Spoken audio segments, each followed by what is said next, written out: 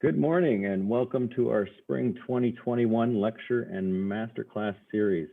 Today it is my great pleasure to welcome Bill McKibben, author, environmentalist, activist, and co-founder of 360.org, international campaign that works in 188 countries around the world. Mr. McKibben will be giving us a report from the front lines of the climate fight. I'm looking forward to this. Thank you so much for joining us today. Well, thank you very much for letting me join you, and what a pleasure to be with you all. I'm assuming that it is as nice a day in Johnson and in Linden as it is in Ripton in Addison County. It feels like the spring, if not the summer, is here. The sap run here ended on Monday, which is always a little sad. But on the other hand, the Red Sox just won 3 games in a row, so we should be in a good mood, which makes it all the worse that you have to listen to me this morning on this beautiful day, because my job in the world, I'm afraid, is at some level just to bum people out. And I've been doing it a long time. I wrote the first book about climate change, a book called The End of Nature, back in 1989 when I was in my 20s. So that was a long time ago. And since then, things have proceeded pretty much according to what the scientists told us they would all those years ago. We knew 30 years ago the basic dimension of the climate problem. We knew that when you burned coal and gas and oil, you put carbon dioxide in the atmosphere. And we knew that the molecular structure of CO2 trapped heat that would otherwise radiate back out to space. And we didn't know precisely how fast and how fast it would happen and how hard it would pinch. And the story of the last 30 years is it's happened fast and it's pinched hard. So far, human beings have increased the temperature of our Earth about 1 degree Celsius, 1.8 degrees Fahrenheit. That doesn't sound like all that much. I mean, if it's, 60 degrees when you walk out of the house this morning and 62 when you walk back in, you probably won't be able to tell the difference. But magnified over the scale of the planet, it turns out that heat is an awful lot. Let me give it to you in other units. The extra heat that's trapped in the atmosphere each day because of the molecular structure of that CO2 that we have poured into the atmosphere by burning fossil fuel, the extra heat that we trap each day is the heat equivalent of 400,000 Hiroshima-sized atomic weapons. Once you think about it in that way, you begin to understand how it's possible that we've done the scale of damage already that we've done. So more than half of the sea ice in the summer Arctic is now melted. That's an extraordinary change in one of the 3 or 4 biggest physical features on our planet. Instead of a nice white mirror that reflects most of the sun's rays back out to space, we now have vast expanses of blue seawater that absorb all that incoming solar radiation and just ramp up the positive feedback effect, this whole vicious cycle. That huge amount of heat explains how the seas are now beginning steadily and increasingly to rise. It explains why it is that we're seeing such huge changes in hydrology, in the way that water moves around the planet. If you wanted one scientific fact to keep stuck in your mind to understand how the 21st century is going to work, you could do worse than the simple physical principle that warm air holds more water vapor than cold. That means that in arid areas, think about California, say, or Arizona, or the West in general, you get more evaporation and hence more drought. And that means that you get these kind of insane firestorms that we now see across the West. They're like nothing people have ever seen before. I mean, last year, the governors of 3 of the Western states ordered their citizens to go inside and tape the windows shut so they wouldn't be breathing the particulates coming through the air from all that wildfire smoke. Once that water is evaporated up into the atmosphere, it's going to come down. Water molecule vapor doesn't stay very long in the atmosphere. And so in wet parts of the world, like our part of the world, we're seeing huge increases in gully washers and storms that drop more than 2 inches of rain in the course of a day, the kind of storms that don't do anybody any good. In Vermont, of course, this was most exemplified by Hurricane Irene in 2011, which set the Vermont record for rainfall. We saw in some places as much as 11 inches of rain, and we quickly saw what 11 inches of rain can do in a state with very, very steep valley walls and narrow valleys in between. We're only now sort of fully recovering from that kind of the damage that got done. But our experience was small compared to some places. Texas 2 years ago saw the largest rainstorm in the history of the country. There were places in Texas near Houston that saw from that storm 5 feet of rain. Not 1 foot like we saw in Vermont, but 5 feet. So just imagine a column of water 5 feet high. That's the kind of rainfall you can only get on a globally warmed planet, but it's the kind of thing that we're seeing more and more and more of all the time. Tennessee last week had the biggest rainfall that they've ever recorded, with massive flooding in lots of places. But of course, California and Tennessee and Vermont can deal with some of this because we have some money. It's not easy, but it's, it doesn't destroy us, at least the first few times around. Other places, not so much. And this takes me to sort of lesson 2 of climate change. Not only is it big, it's incredibly unfair. In fact, I think it's fair to say that a kind of iron law of global warming is the less you did to cause it, the more harder you are and sooner you are hit by it. So think about, well, let's use a very contemporaneous example, something that's going on right now. You know that there's all kinds of people showing up on the southern border of the US, immigrants, refugees arriving, hoping to get into our country. And you know that that's a big political to-do. The question is, why are they coming? And increasingly, the answer is because their lives have been upended by climate change. So last year, we had the biggest hurricane season we've ever had, more tropical storms in the Atlantic than there have ever been before. In fact, we ran out of letters in the alphabet for hurricanes and ended up using the Greek alphabet by the autumn. And the last 2 storms of the year, Eta and Iota, crashed not into the continental US, they crashed into Central America. They both hit just about the same place in Nicaragua, about 10 miles apart from each other in Nicaragua. And they did most of their damage in the country of Honduras, and they did a ton of damage in Honduras. The best estimate is that the damage was equivalent to 40% of the country's GDP. Try to imagine that. The worst storm that we ever had in this country, Hurricane Katrina, did damage equivalent to about 1% of our GDP. So if you're in Honduras, you're out of luck. I mean, you can't farm because your farm's covered with a couple of feet of sand now. The roads and bridges that you might take your crops to market on are wiped out. You're starving. And so you're headed north to the border.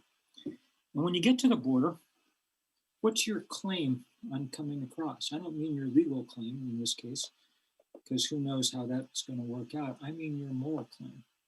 Your moral claim is that you did nothing to cause climate change. I mean, the average Honduran is a rounding error in these calculations. But the 4% of us who live in America have put more carbon into the atmosphere than any other nation on Earth. And we've done it for 100 and some years. An enormous amount of the climate crisis now crashing into poor people around the world is our responsibility. And the surge in migrants we're seeing right now is just the beginning of this change. The UN estimates that before the century is out, we could see 8 billion climate refugees, one human being in 7 or 8 on the move. That's would be impossible to deal with. And so we better figure out how to prevent it. Preventing it means slowing down the pace at which the temperature is increasing, and limiting it as much as we can. Because, and here's the scary thing, I told you that we'd increase the temperature of the planet roughly 1 degree Celsius. We're on a path now to increase it about, on sort of business as usual trajectory, about 3 degrees Celsius, maybe a little more by the end of the century. And if we let that happen, if the temperature goes up 3 degrees Celsius, 6 degrees, 5, 6 degrees Fahrenheit, there's very few scientists who think that we'll be able to have civilizations like the ones we currently enjoy. It's just too much damage, too much increase in temperature. And so we have to figure out how to prevent that from happening. That's the deepest human task maybe that our species has ever faced, because it's the deepest existential risk we've ever faced. And let me further set the parameters by saying we have very little time in which to do it. This is a time-limited problem, and that's not something we're used to in our political life. Most political problems, you do a little bit on now, and you come back in a few years and do a little bit more. I mean, the minimum wage is too low, so you get it raised to $11, and then you come back in a few years and you fight for 15, and down the road for some more, and people battle back and forth and compromise and negotiate and meet somewhere in the middle, and that's how it works, okay? That's not how it works with climate change, because if we don't solve it soon, we never solve it. Once we melt the Arctic, there's no plan for freezing it back up, okay? So we have to work now. The Intergovernmental Panel on Climate Change, IPCC, these are the world's climate scientists who have gathered together to analyze this problem for the last 30 years. They put out their last report in October of 2018. And what they said was that if the world wanted to meet the targets it set in the Paris Climate Accords to try and hold the temperature increase below 2 degrees, as close to 1.5 degrees Celsius as possible. But if we wanted to meet those, we would need a fundamental transformation of our energy systems by 2030. And they defined fundamental transformation as cutting emissions in half. So there's our deadline. There's our task and our deadline. We have now, 8.5 years to rejigger the world's energy system off fossil fuel. That's a very, very, very large task. It's on the bleeding edge of the technically possible to do. There are a couple of things that give us some advantage here. Thing number one, over the last decade, the engineers have done a remarkable job in dropping the price of solar power and wind power. It's dropped 90%. It's now the cheapest way to generate power across most of the world. And the cost of batteries to store that energy when the sun goes down is on the same kind of plummeting cost curve. That's all very, very good news.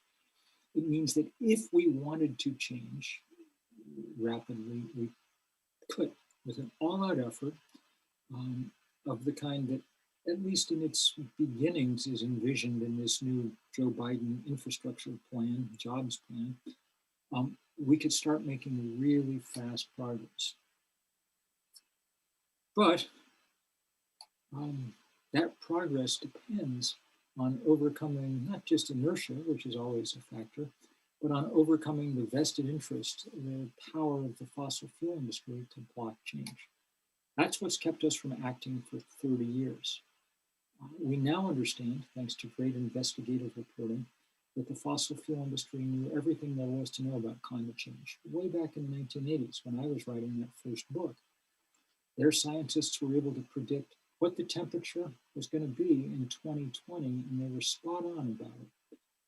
And they were believed when these scientists told the executives at companies like Exxon. The executives started doing things like building all their drilling rigs higher to compensate for the rise in sea level they knew was coming. But what they didn't do was tell the rest of us. Instead, they invested billions of dollars in building this across the industry, this architecture of deceit and denial and disinformation that's kept us locked in a kind of paralysis for 30 years. They went and hired the guys who used to work for the tobacco industry and to make the same argument they've been making about cigarettes. Oh, we don't know enough. Oh, maybe it's not true, on and on and on, even though the science was abundantly clear. And that tactic worked. And as a result, we now have to squeeze 10 years work into 40 years work into 10 years. And that's going to be very, very, very bloody difficult. If we can do it, it's because not only of the work of the engineers over the last decade, but because of the work of people building movements over the last decade, which also makes a huge change. That's the work I've mostly been involved in. We started 350.org in Vermont, in the western side of Vermont, largely at Middlebury, with college students. And it grew into the first big global grassroots climate campaign. We've organized, as Tim said, I think something like 20,000 rallies in 188 countries around the world, every place but North Korea. And now lots and lots and lots of others have joined in this movement making. There's Sunrise Movement, which is young people around the country. There's Extinction Rebellion. There's the remarkable school strikes movement that started with Greta Thunberg in Sweden. And Greta is fantastic. I love working with her. But I think she'd be the first to say that the best part of it is there's like 10,000 Greta Thunbergs around the planet, and they have 10 million followers, and it's really powerful to see.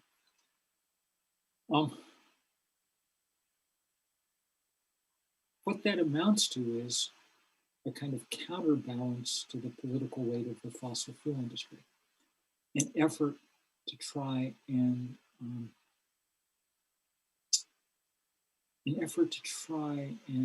match their enormous power to prevent change by having lots and lots of people pushing for change. And it's come in many forms. These are the groups and people that have done things like fight big pipelines. The first fight over the Keystone pipeline a decade ago is now over. Joe Biden has said it won't be built, but there are similar fights raging right at the moment in Minnesota, where indigenous people are trying to block the Line 3 pipeline. In the Dakotas, where you remember the fight at Standing Rock over the Dakota Access Pipeline that's still underway. People have fought in other ways too. There's been this massive, massive divestment movement around the world to get institutions to sell their shares in fossil fuel industries out of their endowments. And some of the biggest, most important colleges and universities, for instance, in the world, Oxford, Cambridge, the University of California, the University of Michigan, the University of Vermont, have joined in this effort. It's to our shame in this state that the Vermont Pension Fund continues to be heavily invested in fossil fuel. And we can't get the treasurer to match, say, the work that's being done in New York to divest from fossil fuel. But that's a place where Vermont has real room to make change. That divestment effort's been very powerful and very strong. Shell Oil said in its annual report last year that it had become a material risk to its business, which is good because Shell's business really is a material risk to life on the planet. So, it's good that we're getting after them. Now this work is expanding into going after the banks and insurance companies and asset managers that are providing the money for the fossil fuel industry. So my last trip out before lockdown began was to DC, where I got arrested in the lobby of the Chase Bank branch nearest the Capitol, because Chase is the biggest single lender to the fossil fuel industry in the world. They've sent them $250 billion over the last 3 years. They didn't need Donald Trump to sabotage the Paris Climate Accords. They were happy to do it themselves. And so we're going to try and stop that and slow it down. And hopefully, all of this will add up to enough change happening at a rapid enough pace that we can begin to catch up with the physics of climate change. But we're not going to catch up all the way. There's a lot of damage been done already and more that will be done, even if we do everything right. So we also have to take care of the people who have been hit by this. And as I was alluding to before with refugees and migrants, it's going to be the biggest test of human solidarity that we've ever seen before. We need some new ways of thinking about all this. So let me talk for a minute about what people can do.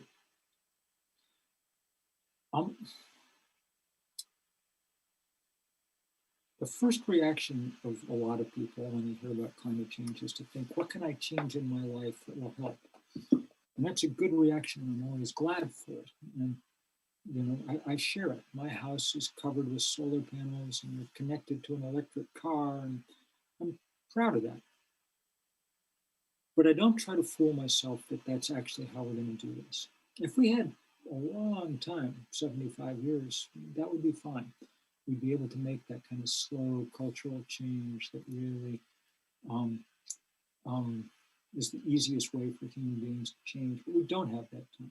We have, as I said, 9 or 10 years to make huge shifts. And that means that you can't make the math work one Tesla at a time, one vegan dinner at a time.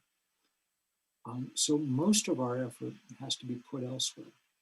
The most important thing an individual can do is be less of an individual and join together with others in movements large enough to make the kind of political and economic changes that allow for big shifts to happen.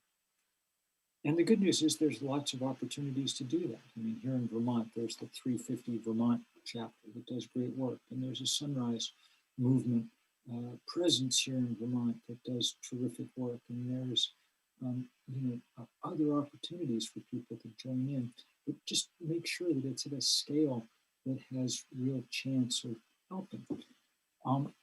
There's lots of exciting research and thinking going on. Some of it's about things like how we use agriculture, regenerative agriculture, to soak up carbon in the soils. That would help some. There's work about all kinds of new interesting technologies of the future that will get us somewhere. There's work on important things like buses and trains that make us more efficient, and retrofitting buildings, homes, so that poorer people aren't, because they lack insulation, having to heat the outdoors all winter long, and contributing not only to climate change, but to their own impoverishment. So there are loads and loads of interesting things we can be doing. But the key task, job number one, has to be closing down the fossil fuel industry as soon as is practically possible. Maybe as soon as is almost impractically possible, because we can't keep pouring carbon dioxide into the atmosphere. It simply has to come to an end. Let me say that, and I'm trying to wrap up here so that we have time for questions. And if you have questions, start thinking of them. Let me say that this is a curious situation because we don't know for sure that we're going to win. Most times, I think activists and people in movements and things can be pretty sure that eventually they will prevail. Time is on their side. Dr. Martin Luther King used to say at the end of his speeches, he would say, "The arc of the moral universe is long, but it bends toward justice." And what he meant, I think, was, this may take a while, but we're going to win. We're headed in the right direction. But the arc of the physical universe is short and it bends toward heat. And if we don't win soon, then we don't win. So we need people doing more than they're doing now. One way to say it is, the planet is way outside its comfort zone, so we need to be outside our comfort zones, whatever that means. And we mean different things for different people. We don't all need to go to jail, but some of you might. Um, um, and you'll find other ways to move this at the speed that it needs moving. And it's going to take everybody. Young people are in the lead right now. They're doing great work, but it's going to require older people too chipping in, um, um, backing that up, because we hold so much of the economic and political power in the planet. Those of us of the OK Boomer generation better start doing more than we're doing now, or else we're going to leave behind a planet far worse than the one that we were born onto. And that's a legacy no human generations have ever really struggled with before. Um, so I can't promise you that we're going to win. And there are days when it feels dark with me. Yesterday, the monitor on the side of Mauna Loa volcano in Hawaii, which is the place where we measure CO2 in the atmosphere, that monitor went past 420 parts per million. That for the first time. That means that we've increased by 50% the amount of CO2 in the atmosphere since the beginning of the Industrial Revolution. It's a huge landmark moment and a very dangerous and scary one. It's possible that we've waited too long to get started. It's possible that the denial strategy of the fossil fuel industry was enough to prevent us from acting. On the other hand, there are some good signs right now. We elected a new president, and I think overt climate denial got on the jet with Trump and went down to Florida and won't return. And Joe Biden is doing what he can, I think, at the moment to try and make real progress. His new green infrastructure bill is really important, and we have to figure out how to get it passed, and thank heaven. We have, Bernie Sanders as the chair of the Senate Budget Committee, who's completely committed around these questions of climate change and doing good work to push things through. But none of this will happen unless there is a lot of activism that pushes people in the right direction, that opens up political space, that makes it easier for those politicians that want to do the right thing to do the right thing. The only thing I really can promise you is that if you engage in this work, you won't be alone, that there are millions of people now around the world who are gathering in meetings like this every day to try and figure out how to well, not to put a too fine a point on it, trying to figure out how to save the world. And many of them are coming from places that did nothing to cause the problem, the poorest parts of the planet and the ones, as I've said, that are most vulnerable. So it shouldn't be too much to ask the rest of us to do what we can to figure out how to push these systems hard, to make change happen. And if you do, you'll be doing the most important thing you could be doing in the world right now. Not many people actually get to say that in the course of their lifetimes, but the people who are involved in this fight do. There's literally nothing more crucial that they could be spending their time on. So to those of you who are already engaged in this work, I just want to say thank you so much. And I want to say further that you have brothers and sisters in every corner of the planet, so you should feel their power and their solidarity. They have a sense of what y'all are up to, and just as you do what they're up to. And for the rest of people, I just want to say thank you in advance for the work you'll do going forward. It's necessary. Not fair, we shouldn't have to do this. The warning from scientists 30 years ago should be enough. But we do have to do it. And so I'm always deeply, deeply grateful for those who join in. So I've talked at you for half an hour, which is a long time to make someone listen to a talk on Zoom. But I'm happy to have you talk at me for a little while. Ask questions, critique, comment, abuse, whatever your idea is. I'm not exactly sure how we're going to handle this, Tim, but I'll leave it up to you to figure out what the right format. Sure thing. Sure thing. We have one question to get started with. This is from the YouTube chat, and please do put your questions or comments in there so we can relay them. The first is, at what point or year do you think we will see the worst effects of climate change, and what would it most likely be? It'll grow steadily as the century goes on. Even if we started doing everything right now, it would grow for a while. I think that we're on a place where the most powerful effects will be felt in the decades that'll be the prime of life for the people now in college. So 20 years, 15, 20 years down the road. And what it'll look like is just an endless sort of series of one disaster after another. And the repeat time between these disasters will get shorter and shorter and their extent larger. And our resources in dealing with them will begin to shrink. So, imagine a scenario where there's, the kind of Hurricane Irene, but coming much more often, to the point where Vermont strong begins to feel a little less strong, and it gets harder and harder to react. One way to think about it, if you're a young person, is that whatever career you're training for now, if we don't get this under control, your career is going to be emergency response at some point, because that's what the world's going to be about. So we desperately want to keep the planet from reaching that kind of survival mode place.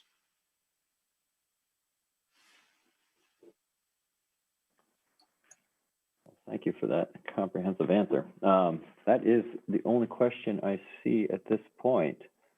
We'll give another minute here, but thank you again for your time and your insight on this. I've enjoyed it immensely, and I'm very glad to be able to answer all questions in advance. That's how it should work, I guess. But many, many thanks to people, and do reach out to organizers in this state, 350 VT, the Sunrise Movement, whatever. Find a place to plug in, because we really need you. Thanks again for your time, and enjoy this beautiful day here in sunny Vermont. Indeed, indeed. Take care, everybody. All right, thanks. Bye-bye.